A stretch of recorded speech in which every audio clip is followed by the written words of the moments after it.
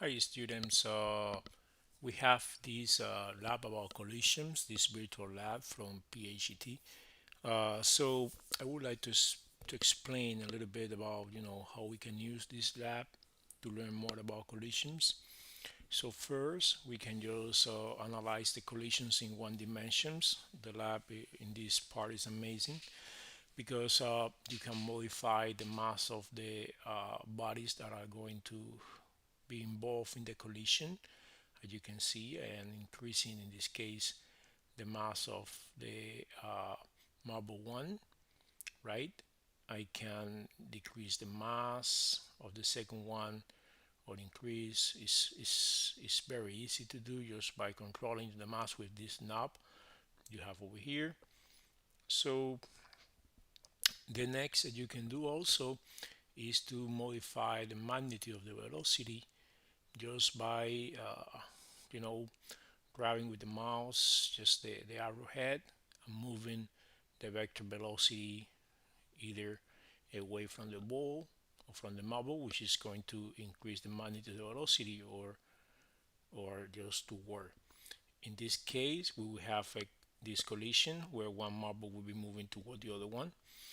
Of course, you can also, in this case, show the vector momentum. The vector momentum, in this case, linear momentum, that depends on the mass and the velocity, right? Will be the arrow in blue. You can show the center of mass of the system, but well, in this case, that is not really important. We can also have the values of kinetic energy, right? In this case, and we can have values, right, for the velocity and for the linear momentum, you know, in each case. So this is what we have before the collision. We are gonna say just to have this in the slow mode, and then I will just start. So before the collision, we have that the velocity of one is 0.53 meters per second to the right, and the linear momentum is 0.53 kilograms meter per second, pointing to the right. Because the mass is 1 kilogram in this case, and the linear momentum is the product of the mass times the velocity. In the other case, in the second body has a velocity of 0.50 meters per second and have a linear momentum much larger, that is 0.95 kilograms meters per second, because you have in this case a larger mass, right? So we start the simulation, and then we see how we get a collision. After the collision, the velocities have changed, right? And the linear momentum have changed. The kinetic energy, the linear momentum of the individual bodies have changed. But if you find the total linear momentum before the collision and after the collision, you have to have the same value of linear momentum, because this is an elastic collision. So in an elastic collision, we have conservation of linear momentum, and we also have conservation of kinetic energy. So that's why, as you can see here, the kinetic energy before and after the collision didn't change, right? So you can just collect data, changing the masses, right, to whatever value you want, right? So for example, I will get 2.00 kilograms here, right? I will increase this now. Let me reset the system.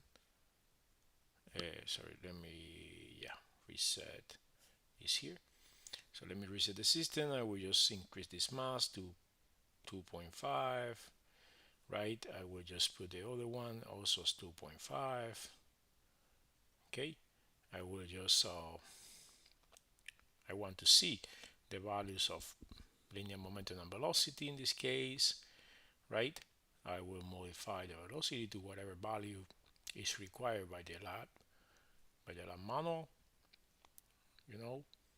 and then I will get my collision again, and I will study this collision, right? I will also change the value of kinetic energy. We have in this case a kinetic energy of 1.25 joules, right? I want that you see this. Kinetic energy 1.25 joules is an elastic collision, so this value is not going to change. And the total linear momentum before the collision is 1.50 minus 2, which is going to be minus 0.5 kilogram meters per second, right?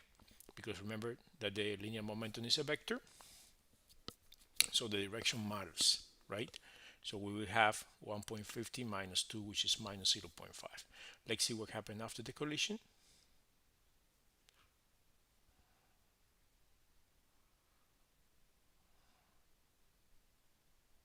We have the same kinetic energy, and now we have again the same uh, total linear momentum of minus 0.5 kilogram meters per second, because we have these 2 kilogram meters per second to the left, which is negative, and this 1.50 kilogram meter per second to the right. So again, we have conservation of linear momentum. Now, if you change this to inelastic, for example, we just make it completely inelastic, right? Let me just refresh this and just make it completely inelastic. I will just show the value of kinetic energy and the values of velocity and mass and linear momentum in this case. We say slow. Now, in a completely inelastic collision, we should have a conservation of linear momentum, but we should have no conservation of kinetic energy, right? So we have in this case a linear momentum of minus 0.25 kilograms meters per second and a kinetic energy of 0.44. Let's see what happened after the collision. So after the collision, the kinetic energy is as low as 0.02 joules, and the linear momentum is going to be 0.06 plus 0.19, so the same minus 0.25 kilograms meters per second. So there is conservation of linear momentum, but now there is no conservation of kinetic energy. And when you have an inelastic collision, you're expecting a completely inelastic collision, you're expecting this, that is the one body just stick to the other. So now they're gonna be moving both together.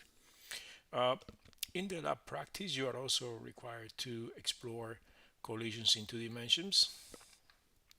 So you can just locate your bodies wherever you want, okay? And you can have now here a collision in 2 dimensions. I wanna show the values, right? I wanna show more data. When I click on more data, now I can see the positions of the body in the x and y plane, the velocities in the x and y, sorry, in the xy plane, so position as x comma y, the velocity, so the x component of velocity and the y component of the velocity for each body, and the x component of the linear momentum and the y component of the linear momentum for each body, right? I can just also include the kinetic energy, and then we have a completely elastic collision, right? And then the data that I need just to complete my lab report, I can take it from these values. So these are the values before the collision, and then these values are going to change after the collision. So the values are changed after the collision. I now can take the data after the collision. We should have, again, or we must have, again, conservation of linear momentum and conservation of kinetic energy because it's an elastic collision. If we get a completely inelastic collision, like this, well, it allows me only 5% elastic, so it's almost completely inelastic. Let me refresh this. And let me again separate the bodies and try to have a collision of one of the body against the other, just like that, in both in x and y. So kinetic values of more data here, so we can see the positions in x and y, the velocity, x and y components, and linear momentum x and y component. And then when we make the objects to have the collision, you see how in this case, well, it's not a completely inelastic collision, so they don't stick together. On the other hand, also, you have that there is a decrease in the kinetic energy because the kinetic energy is not supposed to be conserved, in this case.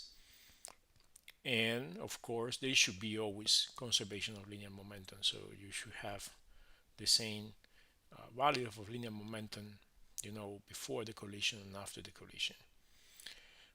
So I recommend you, to explore in more details the simulation. You can also increase the number of bodies involved in the collision. In the lab report that you have to do, in this case, my students, right, of physics, you have to use only two bodies for this collision, right? So always be very careful with these values. You know, there are the values of velocity and linear momentum in the x-axis and y-axis. So this is important because at the end you must calculate, right, the values of the linear momentum before the total linear momentum before the collision and after the collision using these values. Well, thank you for your attention. I hope that with this video you understand now better, how this simulation works, and you can just get a much better lab report, right? You must have only one trial. So for those of my students, that are watching this video, in the lab manual it shows 2 rows, but you can just have only one trial. So you use only the first row of each table. Thank you for the attention. And remember to subscribe to my channel.